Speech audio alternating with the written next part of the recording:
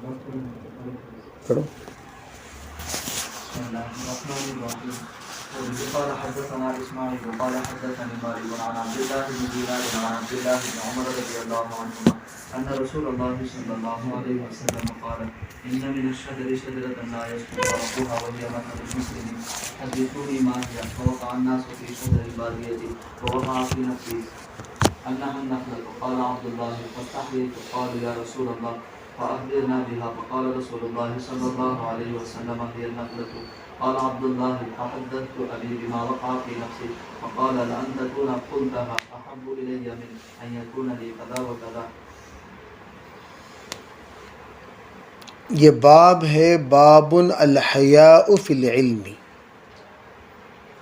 امام بخاری رحمۃ اللہ علیہ نے ان ابواب کے بعد بعض مسائل وہ ہیں جو سمجھ میں نہیں آتے، اس لیے بیان نہیں کیے جاتے مخصوص طبقے میں، عوام میں، اور بعض مسائل وہ ہیں جس کے بتانے پر جس پر اختیار ہونے کے باوجود عمل کرنے پر شر ہونے کا اندیشہ ہے، اور بعض مسائل وہ ہیں جس میں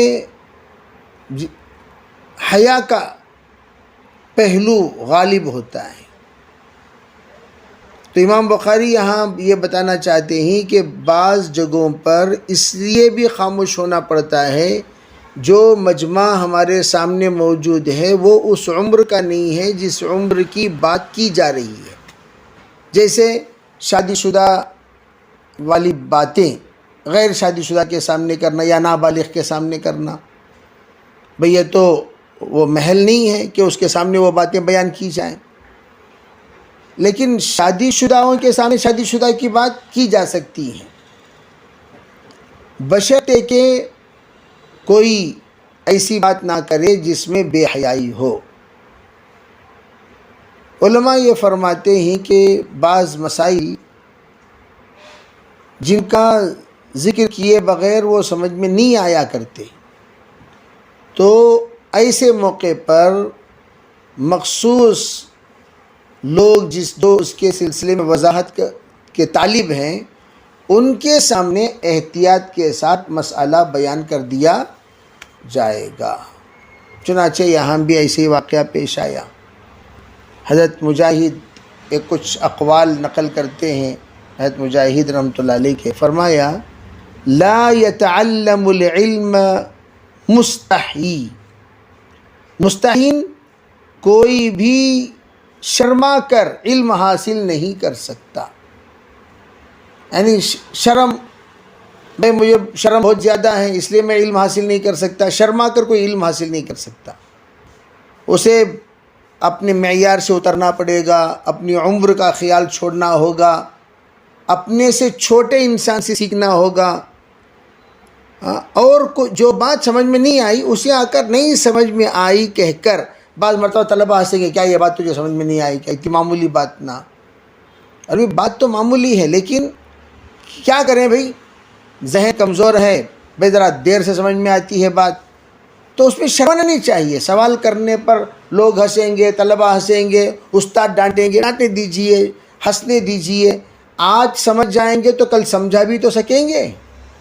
آج نہیں سمجھیں گے، صبح کا دن زندگی بھر لوگ ہنسنے سے، بھئی تھوڑی دیر کے لیے لوگوں نے ہنس لیا تو کیا فرق پڑ رہا ہے. تو شرمانا نہیں چاہیے. تو فرمان مستحی یہ کبھی علم حاصل نہیں کر سکتا. دوسری بات تکبر، متکبر حاصل کر نہیں سکتا. ولا مستکبر، متکبر بھی حاصل نہیں کر سکتا. متکبر کسے کہتے ہیں؟ بے ادب، جو گستاخ ہے وہ بھی.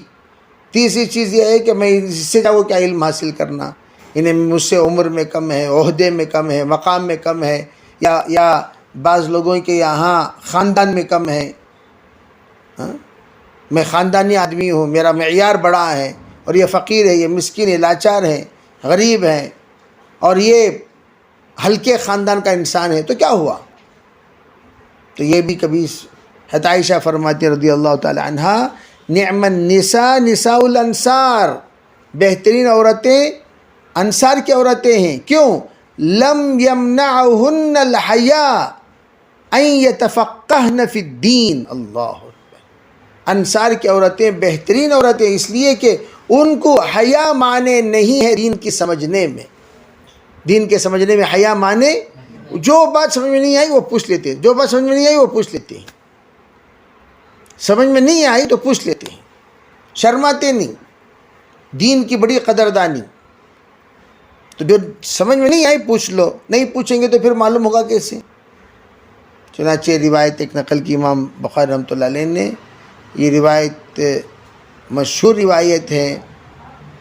فرماتے ہیں کہ حضرت سلمہ رضی اللہ تعالی عنہ ایک مرتبہ کہتی ہیں کہ سلیم آئی. یہ انصاری ہیں. سلیم آئیں، انصاری ہیں، حضور کی خدمت میں. کہنے لگی حضور اللہ تعالی حق سے نہیں شرماتا، ذرا میں آپ سے ایک بات پوچھنا چاہتی ہوں. کیا بات ہے؟ فرمایا کیا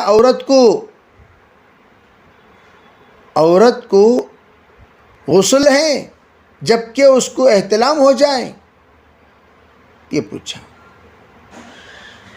اس لیے یہ سوال کرنے کی بات اس لیے آ رہی ہے، مردوں میں تو احتلام کا لفظ استعمال ہوتا ہے اور تمام مرد حضرات کے لیے سب کا معمول ہے کہ ان کو بھئی شادی شدہ سے پہلے احتلام ہونا، غسل کرنا، یہ تو معمول ہے،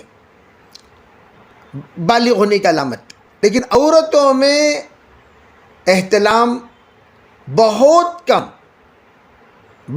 یوں سمجھو کہ 500 میں 1-2 کو ہوتا ہوگا، ورنہ عورتوں میں عموماً یہ احتلام کا تصور نہیں ہے.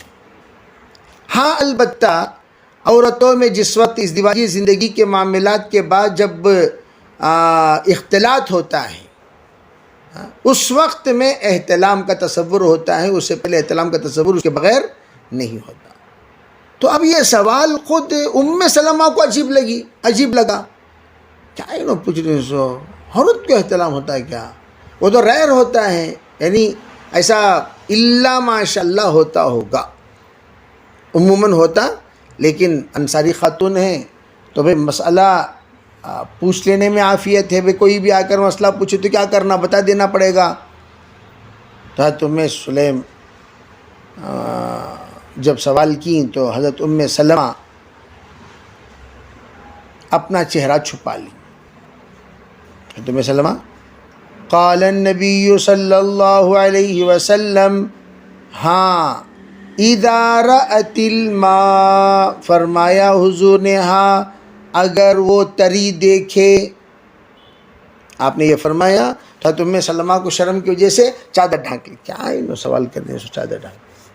مستورات جب شرماتی ہیں تو وہ کیا کہتی ہیں؟ چہرے پہ چادر ڈھانک لیتی ہیں. تو ڈھانک لیا. تو وہ کہنے لگی حضور، حضرت سلمہ پوچھ رہی ہیں حضور کیا بات بتا رہے ہیں، عورت کو احتلام ہوتا ہے کیا؟ اب تحتلم المرأة یا رسول اللہ. تو فرمایا ہاں بھائی کیوں نہیں ہوتا، اگر نہیں ہوتا ہے تو پھر بچہ کس کے مشابہ ہوگا؟ فرمایا تریبت یمینک. ارے سلمہ شادی شدہ ہو کر یہ ایک بچے کی ماں ہو کر عجیب سوال کر رہی ہے. پھر جیسا کہتے ہیں یوپی میں در، کیا سوال؟ تو وہ تریبت یمینک یہ در کی طرح ہے، گویا کہ کیا سوال کر رہی جی، کیا سوال کر رہی. فبما یشبہھا ولدھا، پھر وہ لڑکا ماں کی شکل کیسے اختیار کرتا ہے. اذا قطرہ لؤلؤ ولالا کنت، اذا قطرہ لؤلؤ ولالا. ارے انہوں امی سے کے چھینا، ارے انہوں ابا سے کے چھینا کو تو کیا مطلب ہے؟ ارے بھی دونوں کے اختلاط کے بعد جس کے ماں غالب آ جائے وہ شکل اس کی آ جاتی ہے. امی تو امی کی، ابا تو ابا کے. تو حضور بعض مرتبہ لڑکا ہے لیکن ماں کی شکل میں ہے، لڑکی ہے باپ کی شکل میں ہے. ایسا ضروری نہیں ہے کہ ماں کا اگر پانی غالب آ گیا تو وہ لڑکا آ کر لڑکی بنے، باپ کا پانی غالب آ گیا تو لڑکا بنے، ایسا نہیں. شکل البتہ لڑکا لڑکی اللہ کی طرف سے ہوتے ہیں. ایک ضروری نہیں، لیکن بعض لڑکوں میں باپ کی شکل، پھر لڑکوں میں ماں کی شکل، پھر کون بھی نہیں بھائی آنکھوں ان کے ددیال کی طرف گئے. کبھی ماں کی شکل میں کیا ہوتا ہے، خالہ کی طرح بھی ماں ننیالی شکل جو بھی آئے گی وہ آ کر ماں کی طرف سے آئی. ددیالی شکل کس کے سکا جی نے، ارے کو چچا کی سکا. تو کیا مطلب ددیالی شکل جو بھی آئے گی وہ کس کی طرف سے آئے گی؟ وہ باپ کی طرف سے آئے گی. کوئی ضروری نہیں کوئی بچہ، ہر بچہ ماں باپ ہی کی طرح ہو. ننیالی شکل بھی آ سکتی ہے، ددیالی شکل بھی آ سکتی ہے. تو ددیالی شکل آئے تو باپ کی طرف سے آئی، ننیالی شکل آئی تو ماں کی طرف سے آئی. تو دونوں شکلیں آ سکتی ہیں. تو آپ نے فرمایا کیسے بچہ ان کی شکل اختیار کرتا ہے بتاؤ؟ تو اللہ نے اس میٹیریل بنایا اس کو. هل اتى للانسان حين من الدهر لم يكن شيئا مذكورا. شیء مذکور کسے کہتے ہیں؟ ماں باپ ان دونوں کے اختلاط پر جو انا خلقنا الانسان من نطفہ، اسی کو نطفہ کہا جاتا ہے. جب دونوں کا اختلاط کے بعد ایک اللہ تعالیٰ نے جب پیدا کرنے کا فیصلہ کر لیا تو ایک چیز کو متعین کر دیتا ہے، اس سے بچہ بنے گا. وہ بچہ غلبے کے شکل میں آتا ہے، لیکن نر و مادہ ہونا یہ من جانب اللہ ہوتا ہے. لیکن سائنسدان اس کے غلط وضاحت کرتے ہیں. نر و مادہ ہونا، نر ہونا یہ جب یہ غالب آ جائے تو نر، مادہ غالب آ جائے تو مادہ، یہ حقیقت نہیں ہے، یہ اصلیت نہیں ہے. حضور نے یہاں مشابہت کے بارے میں فرمائی، نہ کہ آپ نے لڑکا بنت اور ابن ہونے کے سلسلے میں آپ نے فرمایا. آگے کی جو روایت 31ویں روایت میں یہ بات گزر چکی ہے. جس وقت میں آپ نے سوال کیا تو سب کے سب بادیہ میں گھومے. تو فرماتے ہیں حضرت عبداللہ ابن عمر رضی اللہ تعالیٰ عنہ دل میں بات آئی، سرکار کے سوال کا جواب نخلا ہے. تو میں کہنا چاہ رہا تھا لیکن بڑے بڑے لوگ جب خاموش ہیں میں بھی خاموش ہو گیا.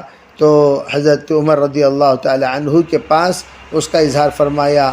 قال عبداللہ قال فاستحییت، میں شرمایا.